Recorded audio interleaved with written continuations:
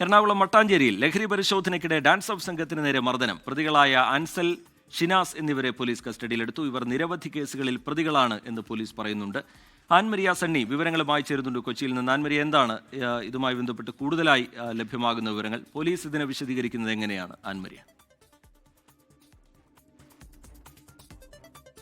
റീജിത്ത്, അല്പസമയങ്ങൾക്ക് മുൻപാണ്, ഏകദേശം വൈകുന്നേരം ഒരു 6:30-ക്ക് ശേഷമാണ് ഈ സംഭവം നടക്കുന്നത്.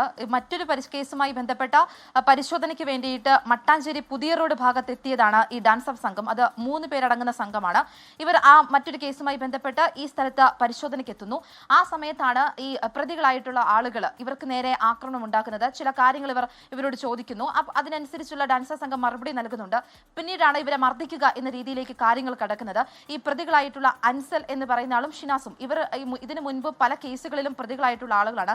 കാപ്പ കേസ് അടക്കമുള്ള കാര്യങ്ങളിൽ ഇവർ പ്രതികളായിട്ടുള്ളവരാണ്. കുറച്ചു നാളുകൾക്ക് മുൻപാണ് ഈ കേസുമായി ബന്ധപ്പെട്ട ജയിലിൽ കടന്നതിനു ശേഷം ഇവർ പുറത്തേക്ക് ഇറങ്ങുന്നത്.